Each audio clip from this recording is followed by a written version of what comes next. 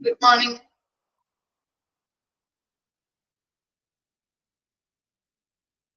Okay.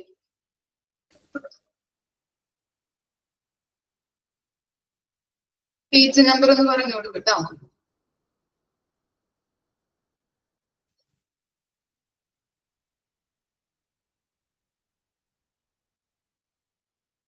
Okay. അപ്പൊ നമ്മള് കോഡുകളാണല്ലോ പഠിച്ചുകൊണ്ടിരുന്നത്. ഹോസ്പിറ്റലില് ഉപയോഗിക്കുന്ന ഡിഫറെന്റ് കോഡുകളെ കുറിച്ചാണ് പഠിച്ചുകൊണ്ടിരുന്നത്. നമ്മൾ എടുത്തത് കോഡ് ഓറഞ്ച് വരെയാണ് എടുത്ത് നിർത്തിയത് അല്ലെ.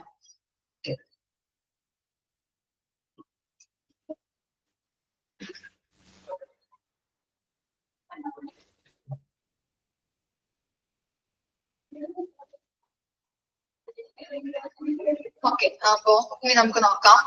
കോഡ് ബ്ലാക്ക് ആണ് കേട്ടോ. നെക്സ്റ്റ് കോഡാണ് ബ്ലാക്ക്. ബ്ലാക്ക് എന്നാണ് കൊടുത്തിരിക്കുന്നത്. നിങ്ങളുടെ PDF-ല് മിസ്റ്റേക്ക് ഉണ്ടോ? ടെക്സ്റ്റില് മിസ്റ്റേക്ക് ഉണ്ടെങ്കിൽ അത് തിരുത്തണം കേട്ടോ. സ്ക്രീനിൽ തെറ്റാണ് കൊടുത്തിരിക്കുന്നത്, അത് ബ്ലാക്ക് എന്നാക്കാം. പ്രിന്റിംഗ് മിസ്റ്റേക്ക് ആണ്, അപ്പൊ അതൊന്ന് തിരുത്താം. Code black. കോഡ് ബ്ലാക്ക് നമുക്കറിയാം അല്ലെ. ബോംബ് ത്രെഡ് ആണ്.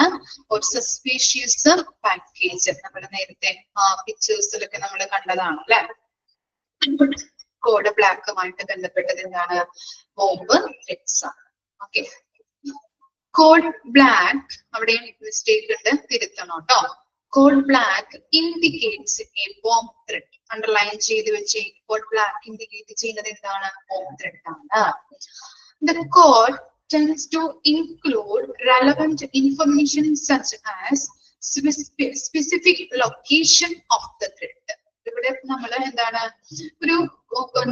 ഈ ബോംബ് ത്രെഡ് സംഭവിച്ചു എന്ന് കഴിഞ്ഞിട്ടുണ്ടെങ്കിൽ അല്ലെങ്കിൽ എന്താണ് കോഡ് നമുക്കറിയാം. കോഡ് ബ്ലാക്ക് എന്ന് പറയുന്നത് ബോംബ് ത്രെഡ് ആണ്.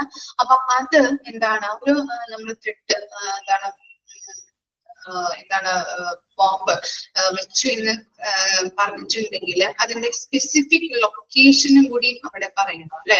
എവിടെയാണ് വെച്ചിരിക്കുന്നത്? ഹോസ്പിറ്റലില് എവിടെയാണ് വെച്ചിരിക്കുന്നത് എന്ന് പറഞ്ഞു കഴിഞ്ഞിട്ടുണ്ടെങ്കിൽ നമുക്ക് എന്താണ് അത് പെട്ടെന്ന് ഐഡന്റിഫൈ ചെയ്യാൻ പറ്റുള്ള ആ ലൊക്കേഷൻ കൂടി പറഞ്ഞിരിക്കണം.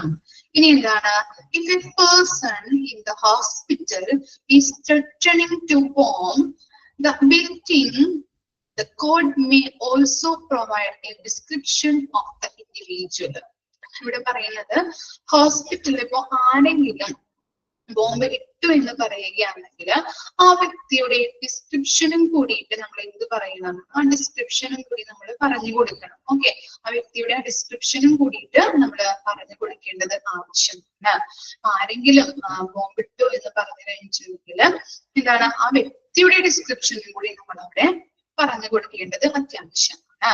More specific threats are more credible. So the people who receive bomb threat over the phone should remain calm and gather as much information regarding the purported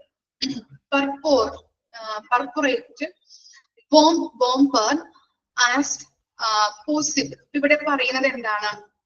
നമ്മൾ പറഞ്ഞു എന്താണ്? ബോംബ് ആരെങ്കിലും ഇട്ടു എന്ന് കണ്ടു കഴിഞ്ഞിട്ടുണ്ടെങ്കിൽ, ഇട്ടു എന്ന് പറഞ്ഞു കഴിഞ്ഞിട്ടുണ്ടെങ്കിൽ ആ വ്യക്തിയുടെ ഡിസ്ക്രിപ്ഷനും കൂടി അവിടെ പറഞ്ഞു കൊടുക്കാം. അതുപോലെ തന്നെ ഇപ്പോ എന്താണ്? ഇപ്പോ ബോംബ് വെച്ച് ഒരു ഫോൺ കോളിൽ നമ്മൾ വിളിച്ച് പറഞ്ഞിട്ടുണ്ടെങ്കിൽ എന്താണ്? അത് നമുക്ക് എന്താണ് നമ്മളത് കാര്യമാക്കില്ല അല്ലെ. ഇനി 2-3 പ്രാവശ്യം 2-3 പ്രാവശ്യം നമ്മളോട് പറഞ്ഞു കഴിഞ്ഞിട്ടുണ്ടെങ്കിൽ അതെന്താണ്? നമുക്ക് വിശ്വസിക്കാൻ പറ്റും ഇല്ലേ? ഓക്കെ, വിശ്വസനീയമാണെന്ന് കരുതാനായിട്ട് സാധിക്കുന്നുണ്ട്. അപ്പോ അതുകൊണ്ട് തന്നെ ബോംബ് ഭീഷണി റിസീവ് ചെയ്യുന്ന ആളുകള് എന്ത് ചെയ്യണം? ഫോൺ കോളിലൂടെയാണല്ലേ അവര് പറയുന്നത്. ഇവിടെ ബോംബ് വെച്ചിട്ടുണ്ട് എന്നുള്ളത് ഫോണിലൂടെയാണ് നമ്മളോട് പറയുന്നത്. അപ്പോ ബോംബ് ഭീഷണി റിസീവ് ചെയ്യുന്ന ആളുകള് ഫോൺ കാമാക്കണം അല്ലെ. ശാന്തമായിട്ട് വേണം സംസാരിക്കാൻ. അല്ലെങ്കിൽ പരിഭ്രാന്തിപ്പെട്ടിട്ടുണ്ടെങ്കിൽ മറ്റാളുകൾ കൂടി അറിഞ്ഞു കഴിഞ്ഞാൽ അവരും എന്താണ്? പരിഭ്രാന്തരാവാനായിട്ട് ചാൻസ് ഉണ്ട്. അതുകൊണ്ട് തന്നെ ഫോൺ എടുക്കുന്ന ആളുകൾ എന്ത് ചെയ്യണം? കാമാവുക, ശാന്തരാവുക. അതുപോലെ തന്നെ എന്ത് ചെയ്യണം? ബോംബറിനെ കുറിച്ചുള്ള വിവരങ്ങള് ശേഖരിക്കുകയും വേണം. ഇവിടെ നിന്നാണ് വിളിക്കുന്നത്, ഏത് ലൊക്കേഷൻ ആണ്, അങ്ങനെയുള്ള എല്ലാ കാര്യങ്ങളും നമ്മൾ ശേഖരിക്കുകയും വേണം. മനസ്സിലായോ? ഇവിടെ പറയുന്നത് ബോംബ് ഭീഷണി റിസീവ് ചെയ്യുന്ന ആള് ഫോണ് എന്ത് ചെയ്യണം, കാമായിട്ട് വേണം സംസാരിക്കാനായിട്ട്, കാമാക്കണം. അതുപോലെ തന്നെ ആരാണോ എവിടെ നിന്നാണോ വിളിക്കുന്നത് എന്നുള്ള ഇൻഫർമേഷൻ കൂടിയും ശേഖരിക്കേണ്ടത് അത്യാവശ്യമാണ്. Each hospital will have an evacuation protocol in the event of a bomb threat. ഇവിടെ പറയുന്നത് ബോംബ് ഭീഷണി ഉണ്ടായിട്ടുണ്ടെങ്കിൽ ഓരോ ആശുപത്രിയിലും അത് ഒഴിപ്പിക്കൽ പ്രോട്ടോകോൾ, ഇവാക്യുവേഷൻ എന്ന് പറഞ്ഞാൽ എന്താണ്, ഒഴിപ്പിക്കുന്ന ആ ഒഴിപ്പിക്കൽ ഇവാക്യുവേഷൻ പ്രോട്ടോകോള് ഉണ്ടായിരിക്കും. മനസ്സിലായോ? ആശുപത്രിയില് ഓരോ ആശുപത്രിയിലും കേട്ടോ, each hospital will have an evacuation protocol in the event of A bomb threat. അപ്പോ ബോംബ് ത്രെറ്റ്, ബോംബ് ഭീഷണി ഉണ്ടായിട്ടുണ്ടെങ്കിൽ ഓരോ ആശുപത്രിയിലും എന്തുണ്ടെന്നാണ് പറയുന്നത്, ഒഴിപ്പിക്കൽ, ഇവാക്യുവേഷൻ മീൻസ് ഒഴിപ്പിക്കൽ, ഇവാക്യുവേഷൻ പ്രോട്ടോകോള് ഉണ്ടായിരിക്കും. അതനുസരിച്ചിട്ടായിരിക്കും പ്രവർത്തിക്കുന്നത് കേട്ടോ. ഇത്രയും കാര്യങ്ങളാണ് ബോംബ് ത്രെറ്റിൽ വരുന്നത്. ബോംബ് ത്രെറ്റ് അതിന്റെ കോഡ് എന്ന് പറയുന്നത് എന്താണ്, ബ്ലാക്ക് ആണ് കേട്ടോ. കോഡ് ബ്ലാക്ക് ആണ്. ഫസ്റ്റ് ലൈൻ അണ്ടർലൈൻ ചെയ്യാം. Code black indicate A bomb threat. അതുപോലെ തന്നെ പറയുന്നത്, ഇപ്പോ ഒരു വ്യക്തി ഒരു പ്രാവശ്യം ഹോസ്പിറ്റലിൽ വിളിച്ചു കഴിഞ്ഞിട്ടുണ്ടെങ്കിൽ നമുക്കത് വിശ്വസിക്കാൻ പറ്റില്ല. വെറുതെ ആളുകൾ വിളിച്ചു പറയാറുണ്ട് അല്ലെ, സിനിമയിലൊക്കെ നിങ്ങൾ കാണാറുണ്ട് അല്ലെ. 2 or 3 പ്രാവശ്യം നമ്മളെ വിളിച്ചു പറയുകയാണെങ്കിലാണ് അത് വിശ്വസിക്കാൻ പറ്റുന്ന രീതിയിലേക്ക് മാറുന്നത്. അതുപോലെ തന്നെ ബോംബ് വെച്ചിട്ടുണ്ട് എന്ന് ഫോണിലൂടെ വിളിച്ചു പറയുമ്പോൾ നമ്മള് കേൾക്കുന്ന ആളുകൾ അല്ലെ, അവിടെയുള്ള സ്റ്റാഫുകൾ പരിഭ്രാന്തരാകാതെ എന്ത് ചെയ്യണം, കാമായിട്ട് നിൽക്കുക, ശാന്തരാവുക. അതുപോലെ തന്നെ എന്താണ്, ആ വിളിച്ചു പറയുന്ന ആളുടെ ലൊക്കേഷൻ എന്ത് ചെയ്യണം, അല്ലെങ്കിൽ അയാളെ കുറിച്ചുള്ള എല്ലാ കാര്യങ്ങളും ശേഖരിക്കുകയും വേണം. ഓക്കെ. അതുപോലെ തന്നെ each hospital will have evacuation protocol in the event of A bomb threat. എല്ലാ ഹോസ്പിറ്റലിലും, എവറി ഹോസ്പിറ്റലിലും ഈ അങ്ങനെയുള്ള ബോംബ് ഭീഷണികൾ ഉണ്ടായിട്ടുണ്ടെങ്കിൽ എല്ലാ ഹോസ്പിറ്റലിലും, ഓരോ ഹോസ്പിറ്റലിലും എന്താണ്, ഇവാക്യുവേഷൻ പ്രോട്ടോകോൾ ഉണ്ടായിരിക്കും. ആ ഇവാക്യുവേഷൻ പ്രോട്ടോകോൾ അനുസരിച്ചിട്ടാണ് ഇങ്ങനെയുള്ള പ്രവർത്തനങ്ങൾ നടക്കുന്നത്. മനസ്സിലായോ? അശോകി CID മുസലൊക്കെ കണ്ടിട്ടില്ലേ നിങ്ങള്? ബോംബ് വെച്ചിട്ടുണ്ട്, ഹോസ്പിറ്റലിൽ ബോംബ് വെച്ചിട്ടുണ്ടെന്ന് പറഞ്ഞിട്ട് അവര് വരുന്നത് ഇല്ലേ, ഓർക്കുന്നില്ലേ?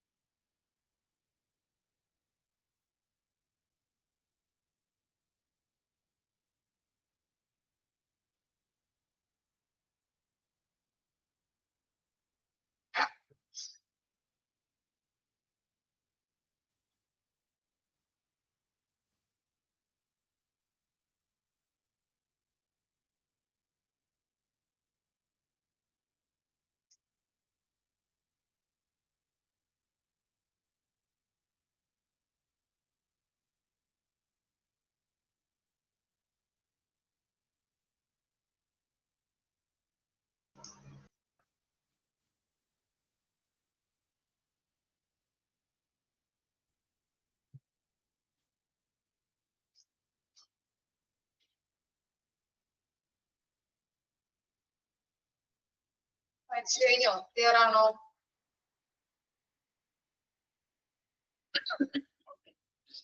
ഇനി നെക്സ്റ്റ് ആണ് കോഡ് സിൽവർ. എന്താണ് കോഡ് സിൽവർ എന്ന് പറഞ്ഞാല്? Person with a weapon. എന്താണ് വെപ്പൺ? എന്താണ് അവിടെ ഇമേജ് കാണിച്ചിട്ടുണ്ടല്ലേ? എന്താണ് വെപ്പൺ എന്ന് പറഞ്ഞാല്? അല്ലെ, ആയുധം എഴുതിയിട്ട് പല ഭീഷണിയായിട്ട് ആളുകൾ ഹോസ്പിറ്റലിൽ വരുമ്പോ നമ്മൾ എന്തൊക്കെ കാര്യങ്ങളാണ് ചെയ്യേണ്ടത്, അങ്ങനെയുള്ളതാണ് കോഡ് സിൽവറിൽ പറയുന്നത് കേട്ടോ. കോഡ് സിൽവറിന്റെ ഉള്ള കാര്യമാണ് എന്ത്? പേഴ്സൺ വിത്ത് എ വെപ്പൺ, ആയുധം അല്ലെങ്കിൽ തോക്കായിട്ട് ഭീഷണിയുമായിട്ട് വന്നു കഴിഞ്ഞാൽ സിനിമകളിൽ കാണാറുണ്ട് അല്ലെ, പല ഹോസ്പിറ്റൽസിലും ഇങ്ങനെ ആളുകൾ ഭീഷണിയായിട്ട് വരുന്നത് ഇല്ലേ, തട്ടിക്കൊണ്ടു പോകാനായിട്ടോ അങ്ങനെ വരുന്നത് നമ്മൾ കാണാറുണ്ട് അല്ലെ. ഓക്കെ, അപ്പൊ നമുക്ക് നോക്കാം.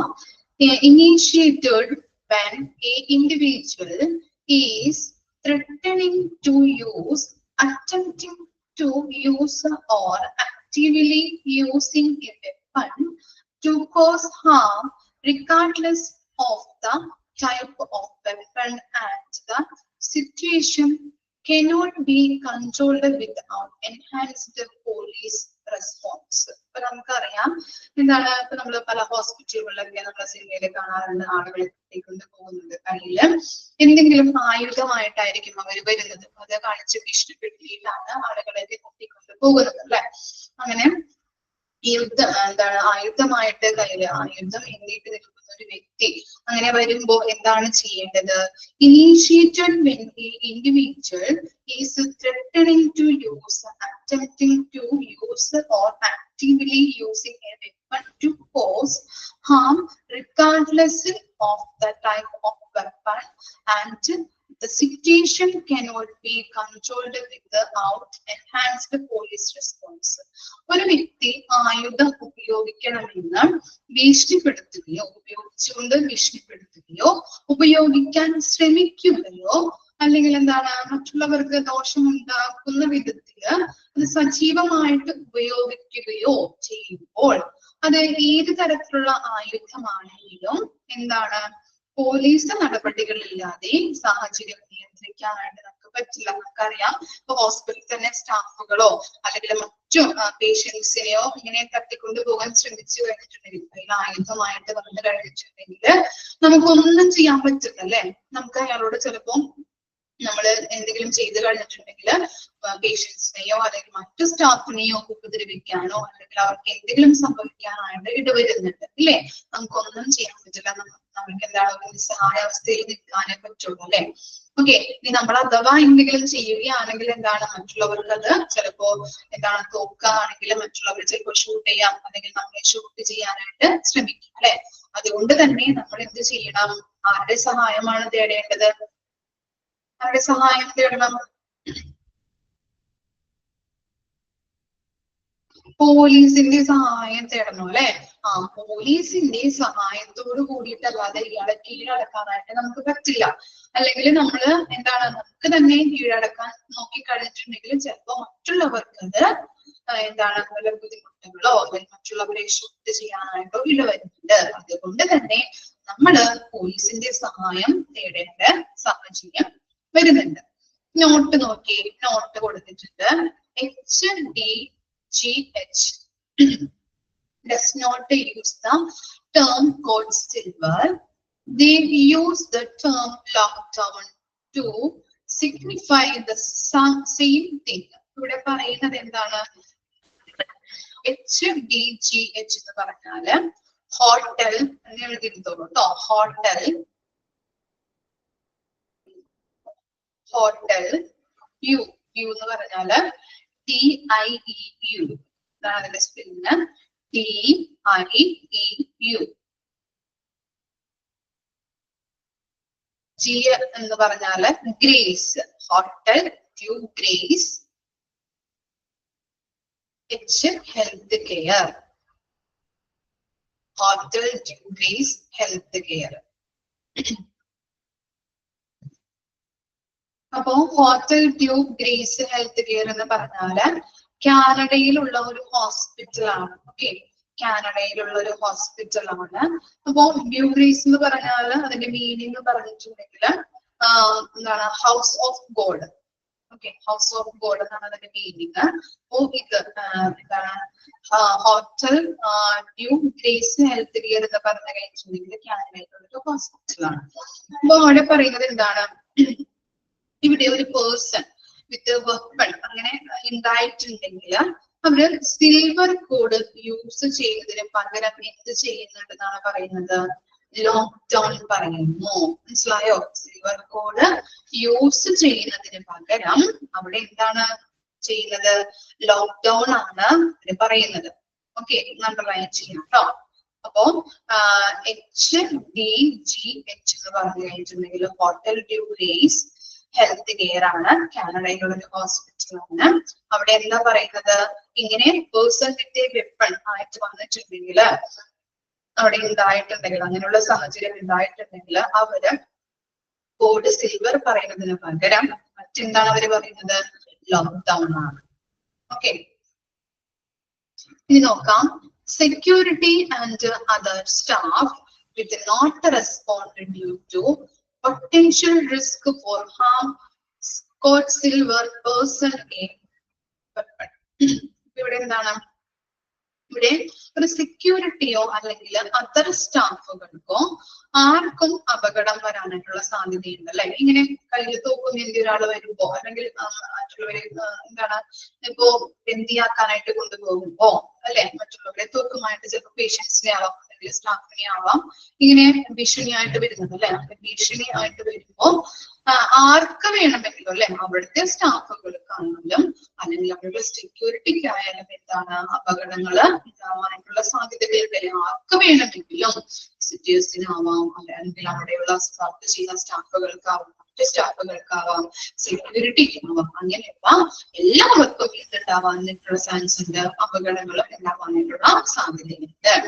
അതുകൊണ്ട് തന്നെ അവർക്ക് അധികം പ്രതികരിക്കാറില്ല അല്ലെ. അവരെന്താണ് നമ്മളൊക്കെ എന്താണ് ഹോസ്പിറ്റൽ വർക്ക് ചെയ്യുന്നവരാണെങ്കിൽ നമ്മളത് കണ്ട് ചിലപ്പോൾ എന്താണ് പേടിച്ച് പറിച്ച് നിൽക്കാനായിട്ടുള്ള സാഹചര്യം മാത്രമായിരിക്കും ഉണ്ടായിരിക്കുന്നത്. അതിനോട് പ്രതികരിക്കാനോ ഇപ്പൊ നമ്മൾ എന്തെങ്കിലും പറയുകയാണെങ്കിൽ അവർക്ക് ചിലപ്പോൾ ഷൗട്ട് ചെയ്യുകയാണെങ്കിലും അവർക്ക് ദേഷ്യം വന്ന് ചിലപ്പോൾ ഷൂട്ട് ചെയ്യാം അല്ലെ.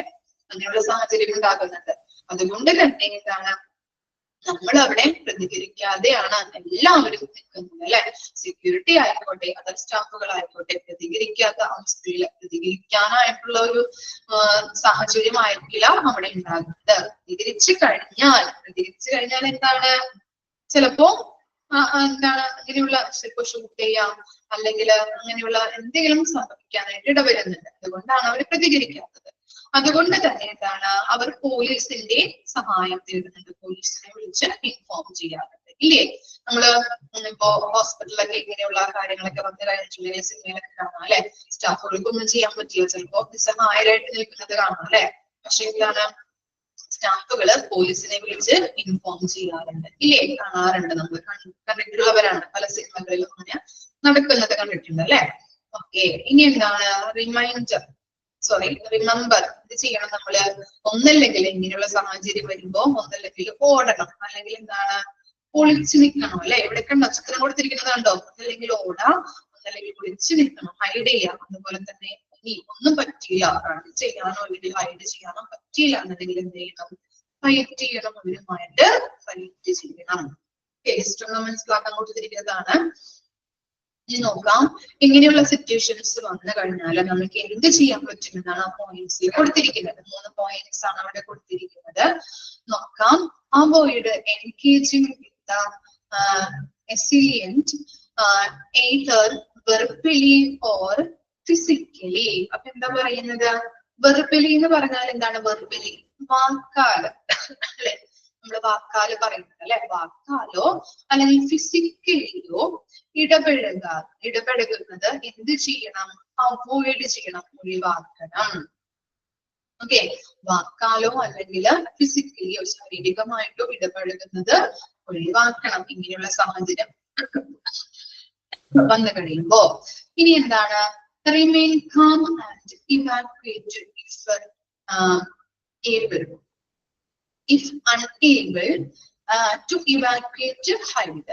ഇവിടെ പറയുന്നത് എന്താണ്, സാധ്യമാണെങ്കിൽ ഏബിൾ അല്ല, സാധ്യമാണെങ്കിൽ നമ്മള് എന്താണ് കാമായിട്ട് അവിടെ നിന്ന് ഒഴിഞ്ഞു മാറാനായിട്ട് നോക്കണം. മനസ്സിലായോ?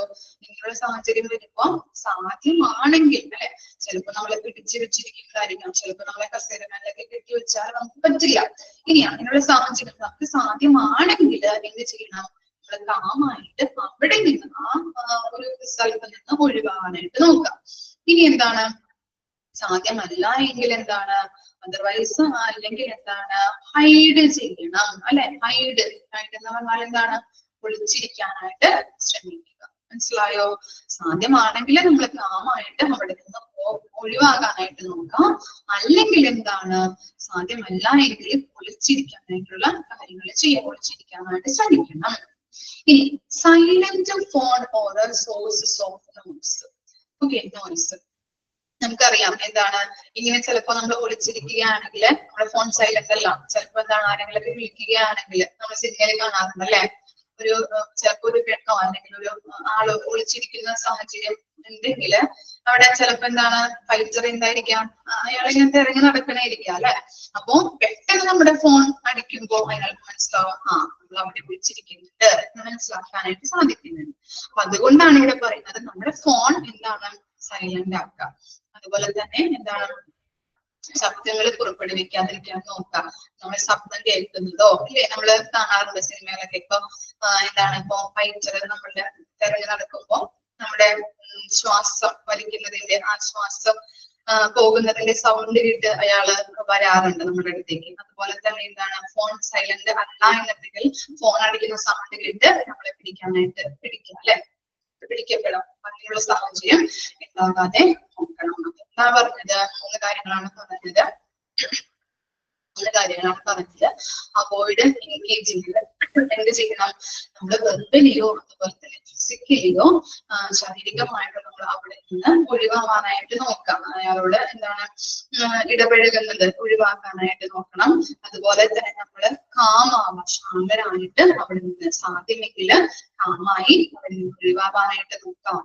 അതുപോലെ തന്നെ സാധ്യമല്ല എന്നുണ്ടെങ്കിൽ എന്താണ്? നമ്മൾ ഒളിക്കാനായിട്ട് ശ്രമിക്കണം, ഒളിച്ചിരിക്കാനായിട്ട് ശ്രമിക്കണം. അതുപോലെ തന്നെ ഫോൺ സൈലന്റ് ആക്കാം. നോയ്സ് ഒന്നും പാടില്ല. അതും ശ്രദ്ധിക്കേണ്ടത് അത്യാവശ്യമാണ്. ഇത്ര വരെ ഒന്ന് വായിച്ചു നോക്കി, വായിച്ചു നോക്കാം കേട്ടോ.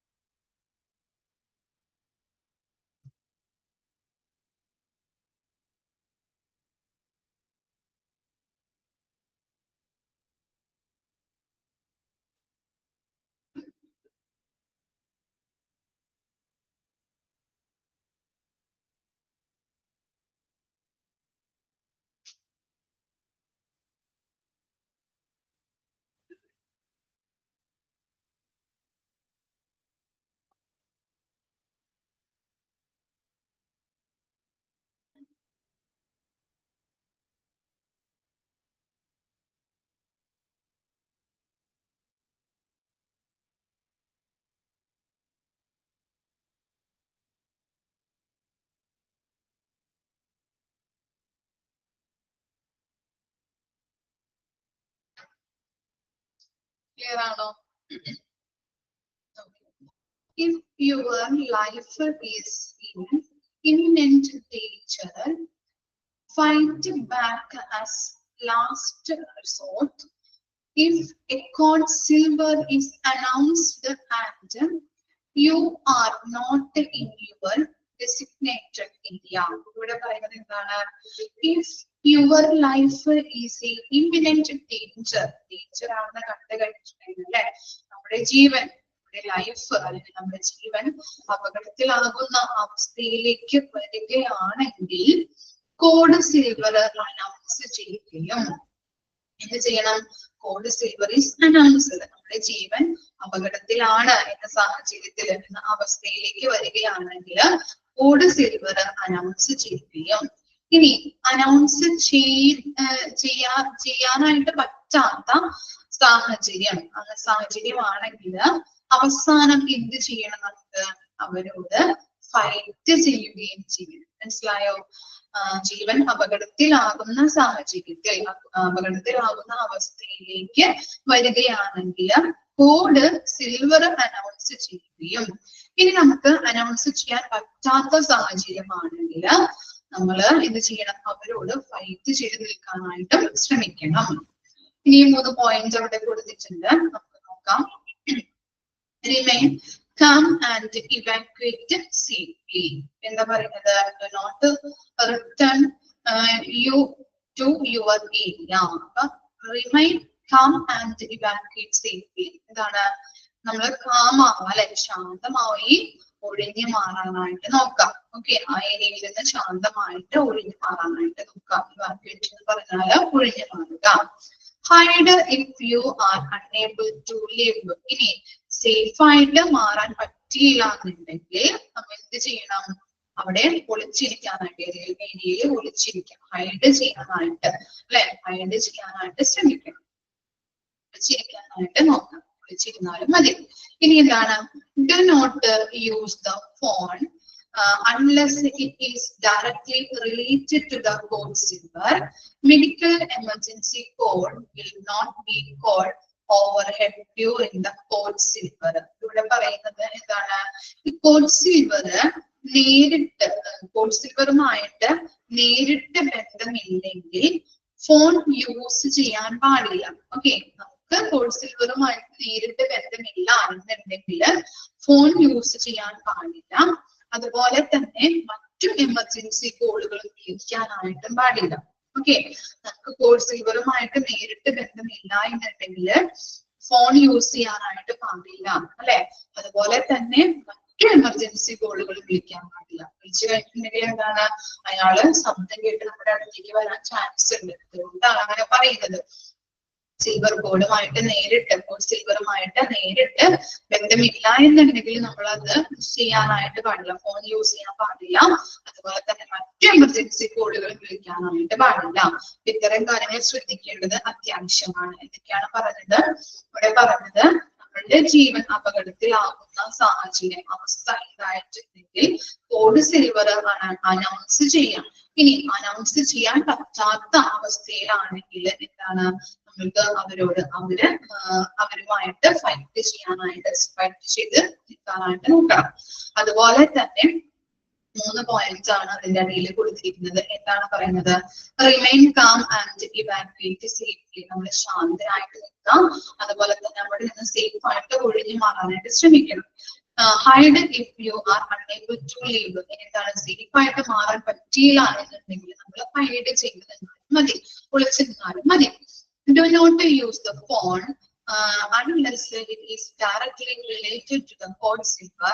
Medical emergency code will not be called overhead during a code silver.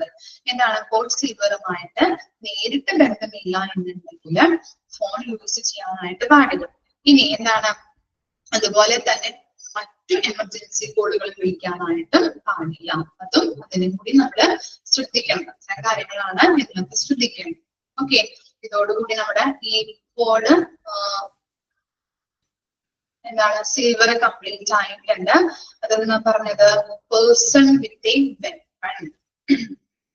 Okay, ആയുധം കയ്യിൽ എത്തിയിട്ട് ഭീഷണിയുമായിട്ട് ഒരാൾ വന്നു കഴിഞ്ഞിട്ടുണ്ടെങ്കിൽ അല്ലെ, നമ്മള് വരാറുണ്ടല്ലേ, ഈ ഇങ്ങനെ വരാറുണ്ട്. അതുപോലെ തന്നെ നമ്മൾ പല സിനിമകളിൽ കാണാറുണ്ടല്ലേ, ആയുധ കയ്യിൽ എഴുതിയിട്ട് ആളുകൾ വന്നു കഴിഞ്ഞിട്ടുണ്ടെങ്കിൽ എന്തൊക്കെ കാര്യങ്ങളാണ് ചെയ്യേണ്ടത്. അതുമായിട്ട് ബന്ധപ്പെട്ട കോഡ് ഏതാണ്? കോഡ് സീവർ ആണ്. ഓക്കെ, എന്താണ് നമ്മൾ ഒരു ചുരുക്കി കൺക്ലൂഡ് ചെയ്തെന്ന് പറയാം. ഒരു വ്യക്തി ആയുധം കയ്യിലേന്തിയിട്ട് വരികയാണ്, ഭീഷണിപ്പെടുത്തി വരികയാണെങ്കിൽ, അല്ലെങ്കിൽ എന്താണ്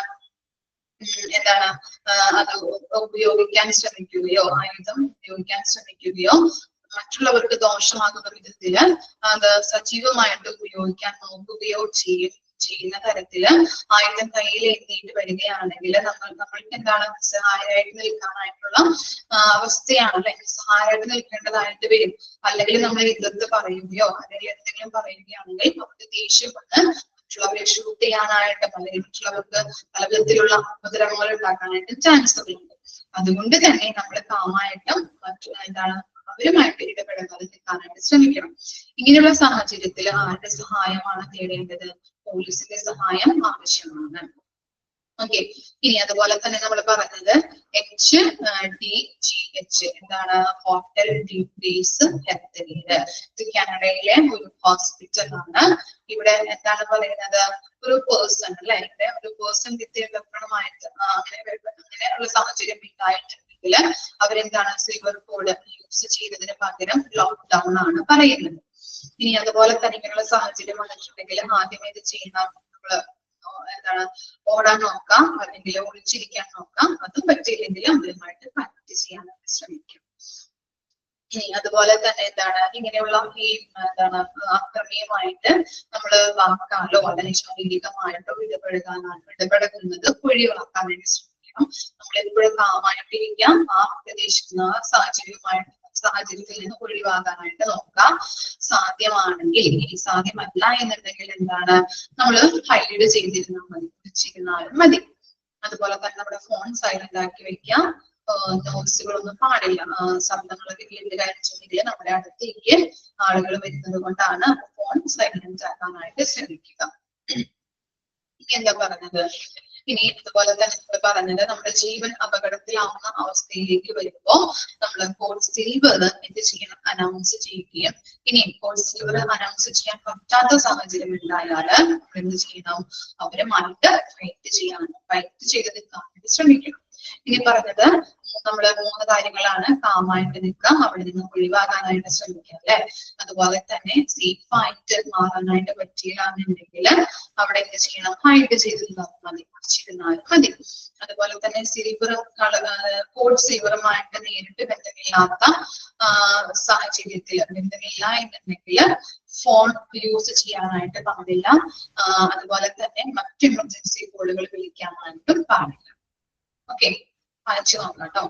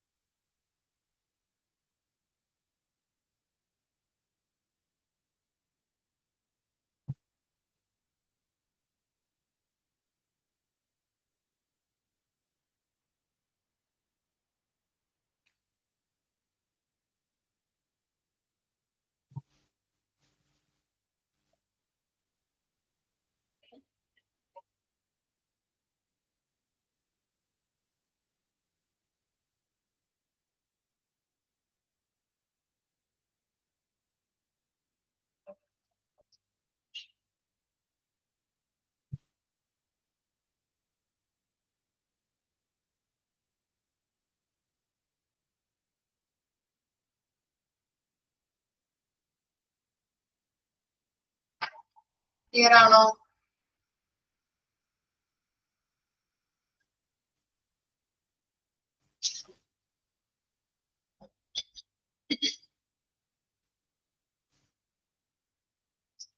ഓക്കെ, ഇനി നെക്സ്റ്റ് കോഡ് പർപ്പിളാണ് കേട്ടോ, വയലറ്റ് അല്ല, പർപ്പിളാണ്. Hostage taking, hostage taking purple എന്നാണ്.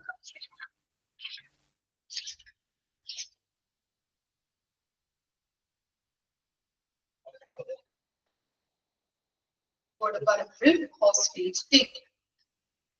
വയലറ്റ് അല്ല, വയലറ്റ് അവിടെ ഡിസ്ട്രിക്ട് വെട്ടിക്കളയാം.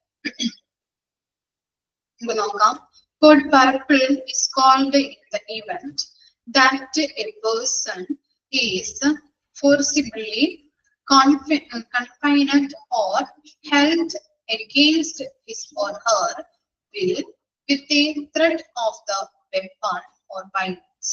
നമുക്കറിയാം എന്താണ് ഒരു വ്യക്തിയെ ബലപ്രയോഗത്തിലൂടെ, ചിലപ്പോ അവനെ ആവാം അല്ലെങ്കിൽ അവളെ ആവാം അല്ലെ, ഒരു വ്യക്തികളെ അവരുടെ ഇഷ്ടത്തിന് വിരുദ്ധമായിട്ട് ആയുധം ഉപയോഗിച്ചുകൊണ്ട് അക്രമം നടത്തുകയോ ഭീഷണിപ്പെടുത്തുകയോ തടവിലാക്കപ്പെടുത്തുകയോ ചെയ്യുന്ന സാഹചര്യത്തിലാണ് നമ്മൾ എന്ത് യൂസ് ചെയ്യുന്നത്?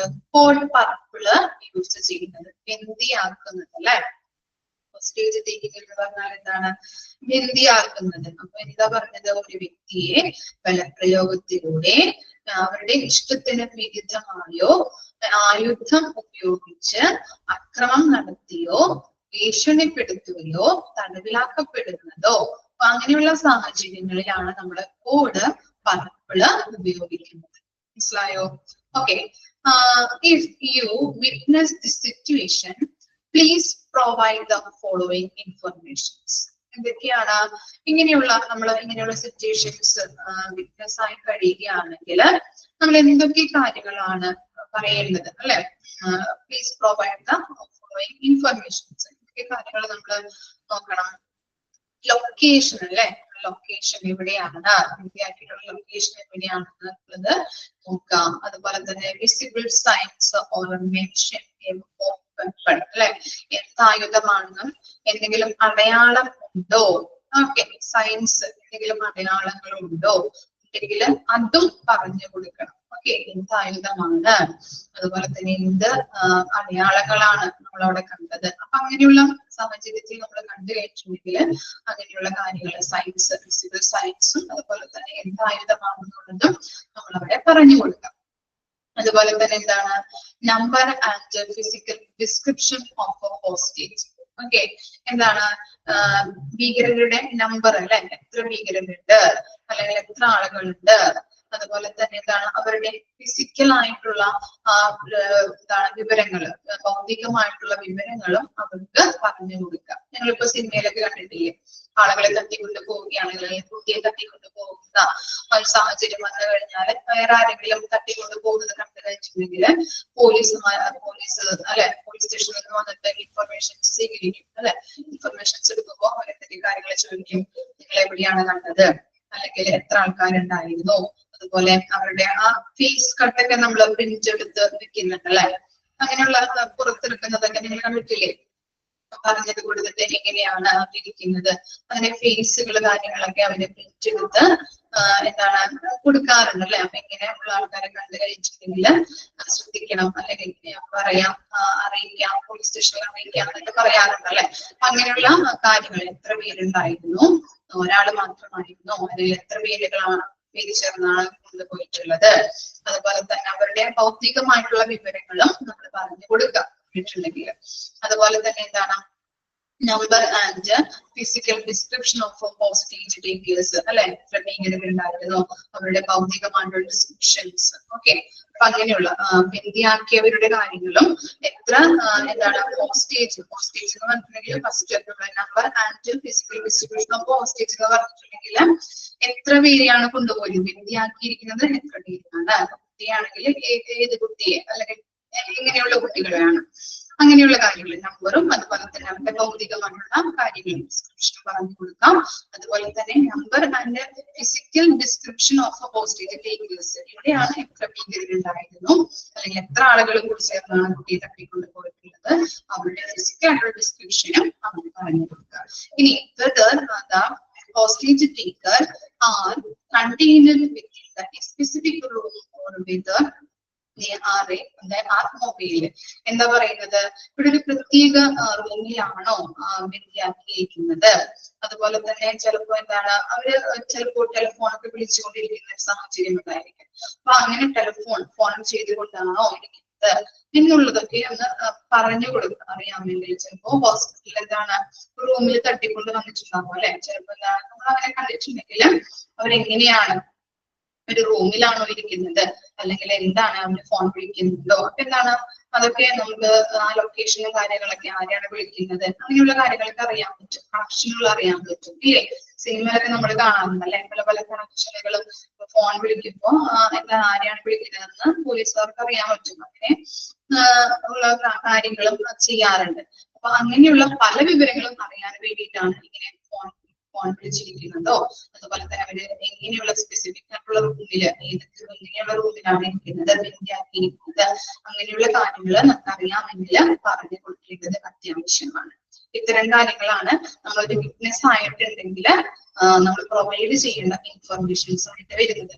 Location, physical signs or a mention of weapons, number and physical description of a hostage, number and physical description of a hostage takers, whether the hostage taker are contained within a specific room or whether they are mobile. Okay, വായിച്ചു നോക്കാം.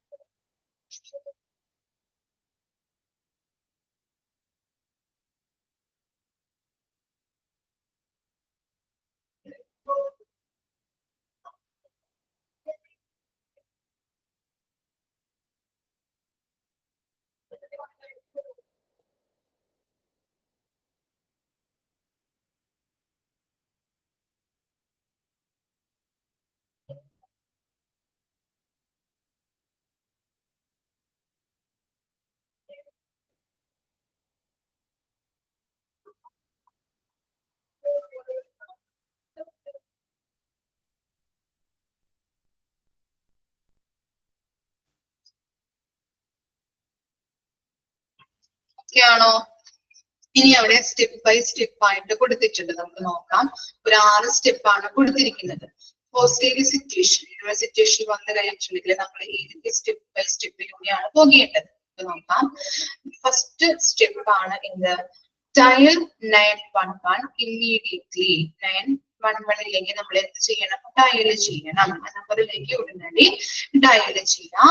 And give operator all necessary informations. ഓപ്പറേറ്ററിനോട് നമ്മൾ എല്ലാ ഇൻഫർമേഷനും, ആവശ്യത്തിനുള്ള എല്ലാ ഇൻഫർമേഷനും പറഞ്ഞു കൊടുക്കണം. Okay, എന്താണ് ഫസ്റ്റ് സ്റ്റെപ്പ് എന്ന് പറഞ്ഞാല്, ഡയൽ 911 എന്ന നമ്പറിലേക്ക് ഉടനടി നമ്മൾ എന്ത് ചെയ്യണം, ഡയൽ ചെയ്യാം. അതുപോലെ ഓപ്പറേറ്ററിനോട് എല്ലാ ഇൻഫർമേഷനും, ആവശ്യത്തിനുള്ള എല്ലാ ഇൻഫർമേഷനും ആ ഓപ്പറേറ്റർക്ക് പറഞ്ഞു കൊടുക്കാം. ഇനി സ്റ്റെപ്പ് 2 എന്താണ്, do not attempt any action. എന്താണ് അങ്ങനെ പറയുന്നത്, നമ്മൾ ഡയറക്റ്റ് ആയിട്ട് ആ ഫൈറ്ററുമായിട്ട് അല്ലെങ്കിൽ എന്താണ് അയാളുമായിട്ട് നമ്മൾ എന്താണ് ഈ അക്രമിയുമായിട്ട് നമ്മള് ഒരു ആക്ഷൻ അല്ലെങ്കിൽ ഒന്നും ചെയ്യാനായിട്ട് പാടില്ല അല്ലെ. അവരുമായിട്ട് നമ്മൾ ഒരു ഡയറക്റ്റ് ആയിട്ട് നമ്മൾ അവരെ അക്രമിയോട് എന്തെങ്കിലും ചെയ്യാനായിട്ട് അല്ലെ ആക്രമിക്കാനായിട്ട് പോകരുത്. ഡയറക്റ്റ് ആയിട്ട് അക്രമിയുമായിട്ട് നമ്മൾ ഡയറക്റ്റ് ആയിട്ട് ആക്രമിക്കാനായിട്ട് പോകരുത്. കാരണം എന്താണ്, ensure safety of patient and visitors in the immediate area. നമുക്കറിയണം അല്ലെ, ആ ഏരിയയിൽ തന്നെ എന്താണ് കുറേ പേഷ്യൻസ് ഉണ്ടാവും, അതുപോലെ തന്നെ വിസിറ്റേഴ്സ് അല്ലെ, പല വിസിറ്റേഴ്സും ഉണ്ടാവും. അപ്പം അവരുടെയൊക്കെ സുരക്ഷ ഉറപ്പാക്കാനായിട്ട് അല്ലെ ഉറപ്പുവരുത്തേണ്ടത് അത്യാവശ്യമാണ്. ചിലപ്പോ അയാളോട് കയർത്ത് സംസാരിച്ചു കഴിഞ്ഞിട്ടുണ്ടെങ്കിൽ ചിലപ്പോ എന്താണ് മറ്റുള്ളവരെ ഉപദ്രവിക്കാനായിട്ട് ചാൻസ് ഉണ്ട്. അതുകൊണ്ടാണ് പറയുന്നത് നമ്മൾ ഒരറ്റത്തിനും പോവാതെ ഇരിക്കാനായിട്ട് നോക്കാം. ഓക്കെ, മറ്റുള്ള പേഷ്യൻസിന്റെയും അതർ വിസിറ്റേഴ്സിന്റെയും സേഫ്റ്റി നമ്മൾ ഉറപ്പുവരുത്തേണ്ടത് അത്യാവശ്യമാണ്. അതുകൊണ്ടാണ് അങ്ങനെ പറയുന്നത്. ഇനി സ്റ്റെപ്പ് 3 എന്താണ്? ഡയൽ 333 അല്ലെ, എന്താണ് 43 അല്ലെ, 3333 അത് ഡയൽ ചെയ്യാം. അതുപോലെ തന്നെ എന്താണ് ആൻഡ് അഡ്വൈസ് സ്വിച്ച് ബോർഡ് എന്ന് ഉദ്ദേശിക്കുന്നത് ടെലഫോൺ ഓപ്പറേറ്റർ ആണ് കേട്ടോ. Switch board means telephone operator. എഴുതി വെക്കാം, telephone operator that 911 was called for purple. എന്ത് ചെയ്യണം? 911ലേക്ക് കോൾ ചെയ്ത് പർപ്പിൾ പറയാനായിട്ട് ടെലിഫോൺ ഓപ്പറേറ്ററിനോട് പറഞ്ഞിരിക്കണം. ഓക്കെ, ഡയൽ സ്റ്റെപ്പ് 3 എന്താ ചെയ്യേണ്ടത്? ഈ എന്താണ് 911ലേക്ക് നമ്മള് ഡയൽ ചെയ്യാം. ആദ്യം എന്താണ് ഈ 333ലേക്ക് ഡയൽ ചെയ്യാം. എന്നിട്ട് 911ലേക്ക് കോൾ ചെയ്തിട്ട് അവിടെ എന്താണ് കോഡ് പർപ്പിൾ പറയാനായിട്ട് ടെലിഫോൺ ഓപ്പറേറ്ററോട് പറഞ്ഞു കൊടുക്കാം. ഇനി എന്താണ് സ്റ്റെപ്പ് 4 എന്ന് പറഞ്ഞാൽ wait for security and police to arrive. Okay, എന്ത് ചെയ്യണം? സെക്യൂരിറ്റിയോ അല്ലെങ്കിൽ പോലീസോ എത്തിച്ചേരുന്നത് വരെ നമ്മൾ അവിടെ വെയിറ്റ് ചെയ്യാം. ഓക്കെ, അല്ലെങ്കിൽ നമ്മളെ കൊണ്ടൊന്നും ചെയ്യാൻ പറ്റില്ല അല്ലെ. നമ്മൾ എന്തെങ്കിലും പറഞ്ഞാല് ആക്രമിക്കുകയോ മറ്റുള്ളവരെയോ അല്ലെങ്കിൽ സിസ്റ്റേഴ്സിനെയോ അല്ലെങ്കിൽ നമ്മളെയോ ഉപദ്രവിക്കാൻ ചാൻസ് ഉണ്ട്. അല്ലെങ്കിൽ ആ ബന്ധിയാക്കിയിരിക്കുന്ന കുട്ടിയെ അല്ലെങ്കിൽ ആളുകളെ ഉപദ്രവിക്കാൻ ചാൻസ് ഉണ്ട്. അതുകൊണ്ട് തന്നെ നമ്മൾ എന്ത് ചെയ്യണം? അവര് വരുന്നത് അല്ലെ, സെക്യൂരിറ്റിയോ അല്ലെങ്കിൽ പോലീസോ വരുന്നത് വരെ നമ്മൾ എന്ത് ചെയ്യണം? വെയിറ്റ് ചെയ്യേണ്ടത് അത്യാവശ്യമാണ്. ഇനി step 5 do not initiate conversation with the hostage taker but do answer if spoken to. എന്ത് ചെയ്യണം? do not initiate conversation അല്ലെ, കമ്മ്യൂണിക്കേഷൻ ചെയ്യാനായിട്ട് പാടില്ല. നമ്മള് ഹോസ്റ്റേജ് ആക്രമിയുമായിട്ടല്ലേ, ഹോസ്റ്റേജ് ടേക്കർ തട്ടിക്കൊണ്ട് പോയിട്ടുള്ള ബന്ദിയാക്കിയിരിക്കുന്ന ആ അക്രമിയുമായിട്ട് നമ്മൾ ഒരു കമ്മ്യൂണിക്കേഷൻ നടത്താനായിട്ട് പാടില്ല. എന്തുകൊണ്ടാണ്? അപ്പോ അവർക്ക് ചിലപ്പോ ദേഷ്യം വരാം അല്ലെ, നമ്മൾ എന്തെങ്കിലും പറഞ്ഞു കഴിഞ്ഞാൽ ചിലപ്പോ ദേഷ്യം വരാം, നമ്മളോട് തട്ടിക്കറി സംസാരിക്കാം, അങ്ങനെയുള്ള സാഹചര്യം വരാനായിട്ട് ചാൻസ് ഉണ്ട്. അതുകൊണ്ട് തന്നെ എന്തെങ്കിലും പറയാനായിട്ട് അവര് ഇപ്പൊ എന്തെങ്കിലും നമ്മളോട് ചോദിച്ചു കഴിഞ്ഞാൽ നമുക്ക് ആൻസർ തിരിച്ചു പറയാം. അല്ലാതെ നമ്മൾ അവരോട് സംസാരിക്കാനോ അവരെ തട്ടിക്കറി സംസാരിക്കാനോ കയർത്ത് സംസാരിക്കാനോ പാടില്ല. അവർക്ക് ദേഷ്യം വരാൻ ചാൻസ് വളരെ കൂടുതലാണ്. അതുകൊണ്ട് അവരെന്തെങ്കിലും നമ്മളോട് ചോദിക്കുമ്പോ അതിന് ആൻസർ ആയിട്ട് നമുക്ക് സംസാരിക്കാം, അല്ലാതെ നമ്മൾ സംസാരിക്കാനായിട്ട് പാടില്ല. ഇനി എന്താണ്? ലാസ്റ്റ് വൺ ആണ് step 6 write down or remember any demands or actions. ഇനി എന്താണ്? അവര് ഇപ്പൊ നമ്മളെ സിനിമയിൽ കണ്ടിട്ടുണ്ട് അല്ലെ, എനിക്ക് ഇത്ര ലക്ഷം രൂപ തരണം അല്ലെങ്കിൽ 6 ലക്ഷം രൂപ തന്നാൽ ഞാൻ കുട്ടിയെ എന്ത് ചെയ്യാം? വിടാം എന്ന് പറയാം അല്ലെ. അപ്പൊ അവർക്ക് അങ്ങനെ എന്തെങ്കിലും എന്താണ് ഡിമാൻഡ്സോ അല്ലെങ്കിൽ എന്തെങ്കിലും ഡിമാൻഡുകളൊക്കെ ഉണ്ടെങ്കിൽ അത് നമ്മൾ എന്ത് ചെയ്യാം? നമ്മള് ഓർത്ത് വെക്കുക അല്ലെങ്കിൽ റൈറ്റ് ചെയ്യാം. അത് നമ്മൾ ഓർമ്മയിൽ വെക്കാന്നാണ് ഉദ്ദേശിക്കുന്നത് കേട്ടോ. ഇതിനെ ഡിമാൻഡ് അവര് പറയുകയാണെങ്കിൽ അത് നമ്മൾ ഓർത്ത് വെക്കണം. ഇത്തരം കാര്യങ്ങളാണ് സ്റ്റെപ്പ് ബൈ സ്റ്റെപ്പിൽ വരുന്നത്. ഫസ്റ്റ് സ്റ്റെപ്പ് എന്താ പറഞ്ഞത്? ആദ്യം എന്ത് ചെയ്യണം? 911ലേക്ക് നമ്മൾ കോൾ ചെയ്യണം. എന്നിട്ട് ഓപ്പറേറ്റർക്ക് ആവശ്യമായിട്ടുള്ള നെസസറി ഇൻഫർമേഷൻസ് പ്രൊവൈഡ് ചെയ്യാം. ഇനി എന്താണ്? Do not attempt any action അല്ലെ, നമ്മൾ ഒരു ആക്ഷനും അവരുമായിട്ട് ചെയ്യാനായിട്ട് പാടില്ല. ചിലപ്പോ അവരാക്രമിക്കാൻ ശ്രമിച്ചു കഴിഞ്ഞിട്ടുണ്ടെങ്കിൽ ചിലപ്പോ നമ്മളെയോ അല്ലെങ്കിൽ അത് സ്റ്റാഫിനെയോ അല്ലെങ്കിൽ പേഷ്യൻസിനെയോ ഒക്കെ അവര് തിരിച്ച് എന്താണ് ആക്രമിക്കാൻ ചാൻസ് ഉണ്ട്. അതുകൊണ്ട് തന്നെ നമ്മൾ ഒരു ആക്ഷൻ ചെയ്യാനായിട്ട് പാടില്ല. പേഷ്യന്റിന്റെ സേഫ്റ്റിയും അതുപോലെ തന്നെ വിസിറ്റേഴ്സിന്റെ സേഫ്റ്റിയും ഉറപ്പുവരുത്താൻ വേണ്ടിയിട്ടാണ് അങ്ങനെ പറയുന്നത്. അതുപോലെ തന്നെ സ്റ്റെപ്പ് 3 പറയുന്നത് ഡയൽ 333ലേക്ക് ഡയൽ ചെയ്യണം. അതിനുശേഷം സ്വിച്ച് ബോർഡ് എന്ന് പറയുന്നത് ടെലിഫോൺ ഓപ്പറേറ്റർ ആണ്. അപ്പൊ എന്ത് ചെയ്യണം? 911ലേക്ക് കോൾ ചെയ്ത് കോഡ് പർപ്പിൾ പറയാനായിട്ട് ടെലിഫോൺ ഓപ്പറേറ്ററിനോട് പറയണം.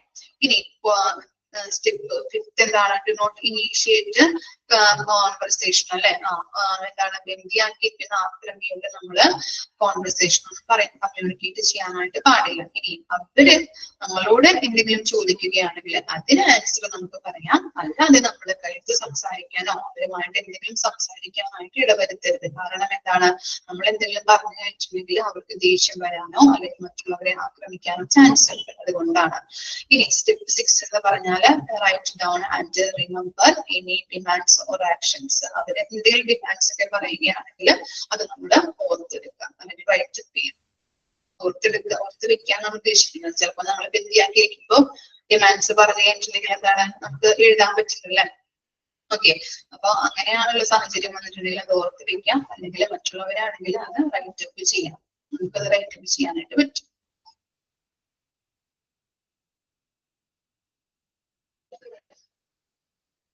അല്ല, കോഡ് പർപ്പിൾ ആണ്. ഞാൻ എടുക്കുമ്പോൾ തന്നെ ഞാൻ പറഞ്ഞിട്ടുണ്ടായിരുന്നു, അവിടെ കോഡ് വയലറ്റ് അല്ല, കോഡ് പർപ്പിൾ ആണ്. അടിയിൽ നോക്കി കോഡ് പർപ്പിൾ എന്നാണ് കൊടുത്തിരിക്കുന്നത്. അതുപോലെ തന്നെ ഇവിടെ കൊടുത്തിട്ടുണ്ട്, കാണിച്ചു തരാം. കോഡ് പർപ്പിൾ ഹോസ്റ്റേജ് ടേക്കിംഗ് കണ്ടോ? നിങ്ങൾ ടെക്സ്റ്റ് ബുക്ക് വായിക്കാറില്ലേ? ഫർസാന എന്താ പേര്? ഫർസാന ടെക്സ്റ്റ് വായിക്കാറുണ്ടോ? ടെക്സ്റ്റ് വായിച്ചില്ലെങ്കിൽ ബുദ്ധിമുട്ടാണ് കേട്ടോ. അന്നന്ന് എടുക്കുന്ന പോർഷൻ അന്നന്ന് തന്നെ വായിക്കണം. അതുപോലെ തന്നെ ചിലപ്പോൾ ഡിപ്ലോമ പഠിച്ചത് വ്യത്യാസം ഉണ്ടാവാം. ഓക്കെ, ഡിപ്ലോമയിൽ കോഡുകൾ പല കോഡുകളും വ്യത്യാസമുണ്ട്. ഡിസാസ്റ്റർ കോഡ് ഓറഞ്ച് എന്ന് പറയുന്നത് ഡിപ്ലോമയിൽ വേറെ ആയിരുന്നു. ഇവിടെ വരുമ്പോ എക്സ്റ്റേണൽ ഡിസാസ്റ്റർ അതെന്താണ് ഉദ്ദേശിക്കുന്നത്? ചിലവർക്ക് ഡൗട്ട് വരുന്നുണ്ട്. അപ്പോ എന്താണ് ഉദ്ദേശിക്കുന്നത് വെച്ചിട്ടുണ്ടെങ്കിൽ ചില ഹോസ്പിറ്റലിലെ കൺവീനിയൻസ് അനുസരിച്ച് കോഡുകൾ വ്യത്യാസപ്പെട്ടിരിക്കും. ഞാൻ ക്ലാസ് എടുത്തപ്പോഴേ തുടങ്ങിയപ്പോഴേ കോഡ് എമർജൻസി കോഡുകൾ തുടങ്ങിയപ്പോഴേ ഞാൻ പറഞ്ഞിട്ടുണ്ടായിരുന്നു, ഹോസ്പിറ്റലിലെ കൺവീനിയൻസ് അനുസരിച്ച് എന്താണ് കോഡുകൾ വ്യത്യാസപ്പെട്ടിരിക്കും. ഓർക്കുന്നുണ്ടോ? അതാണ് ഇങ്ങനെ കോഡുകൾ ഡിഫറൻറ്റ് ആക്കിയിട്ട് കൊടുത്തിരിക്കുന്നത് കേട്ടോ. കോഡ് ഓറഞ്ച് ഡിപ്ലോമയിൽ പഠിച്ച ചിലപ്പോ നിങ്ങൾ വ്യത്യാസം ഉണ്ടാവാം. മറ്റേ ഡിസാസ്റ്റർ മാനേജ്മെന്റിൽ ഞാൻ പറഞ്ഞിട്ടുണ്ടായിരുന്നു, ചിലവർക്ക് അത് ഡൗട്ട് വന്നിട്ടുണ്ടായിരുന്നു. അതുകൊണ്ടാണ് മിസ് ഇപ്പൊ പറഞ്ഞത്. അപ്പോ ഇവിടെ കോഡ് ഓറഞ്ച് എന്ന് പറഞ്ഞത് എക്സ്റ്റേണൽ ഡിസാസ്റ്റർ ആണ്. അത് ഞാൻ പറഞ്ഞു, ചില ഹോസ്പിറ്റലിലെ കൺവീനിയൻസ് അനുസരിച്ച് അവർ കോഡുകൾ മാറ്റും. ഓക്കെ, അപ്പൊ ഇത്രയും കാര്യങ്ങൾ വായിച്ച് മനസ്സിലാക്കാം. അന്നാന്ന് എടുക്കുന്ന പോർഷൻ അന്നാന്ന് തന്നെ വായിച്ചെങ്കിലും വെക്കാൻ ഞാൻ പറഞ്ഞിട്ടുണ്ട്. PG ഇത്തിരി ബുദ്ധിമുട്ടാണ്, നിങ്ങൾ പറയുന്നത് പോലെ അല്ലെങ്കിൽ കുട്ടികളിയല്ല ഇത്. അപ്പോ എടുക്കുന്ന കാര്യങ്ങൾ അന്നാന്ന് തന്നെ പഠിക്കാം. അതുപോലെ തന്നെ മിസ് പറയുമ്പോൾ മനസ്സിലായില്ല എന്നുണ്ടെങ്കിൽ ചോദിക്കാം. അതുപോലെ ലെക്ചർ നോട്ട് അതിന്റെ സൈഡിൽ എഴുതി വെച്ച് കഴിഞ്ഞാൽ പെട്ടെന്ന് നിങ്ങൾക്ക് ക്യാച്ച് ചെയ്യാൻ പറ്റും. ഓക്കെ, എന്തെങ്കിലും ഡൗട്ട് ഉണ്ടെങ്കിൽ എന്നോട് ചോദിക്കാം കേട്ടോ. മനസ്സിലായില്ല അങ്ങനെ എന്തെങ്കിലും ഉണ്ടെങ്കിൽ എടുക്കുന്ന മിസ്സുമാരോട് ചോദിക്കാം. ഓക്കെ, അതുപോലെ തന്നെ റെക്കോർഡിംഗ് ക്ലാസ് കാണാതെ റെക്കോർഡിംഗ് ക്ലാസ് കാണാം. ഇപ്പോ ചിലപ്പോ ഇന്നലത്തെ ക്ലാസ് കണ്ടിട്ടുണ്ടാവില്ല. അപ്പൊ റെക്കോർഡിംഗ് ക്ലാസ് കണ്ടിട്ട് ലൈവ് ക്ലാസ്സിൽ വന്ന് ഇരുന്നിട്ടുണ്ടെങ്കിൽ അത് നിങ്ങൾക്ക് ക്യാച്ച് ചെയ്യാൻ പറ്റും. അല്ലെങ്കിൽ റെക്കോർഡിംഗ് ക്ലാസ്സും കാണില്ല, പിന്നെ വന്നിട്ട് സംശയം ചോദിക്കുകയാണെങ്കിൽ അത് ബുദ്ധിമുട്ടായിരിക്കും, നിങ്ങൾക്ക് മനസ്സിലാവില്ല. അതുകൊണ്ടാണ് റെക്കോർഡിംഗ് ക്ലാസ് നിർബന്ധമായിട്ട് കാണാം, ലേറ്റ് ആയിട്ട് കാണാം. കയറാൻ പറ്റാത്തവർ, ലൈവ് ക്ലാസ്സിൽ കയറാൻ പറ്റാത്തവർ കേട്ടോ. Okay, thank you. ഡൗട്ട് വല്ലതുണ്ടോ ഇത്രയും എടുത്തതില്? ഓക്കെ ആണോ? Okay, thank you.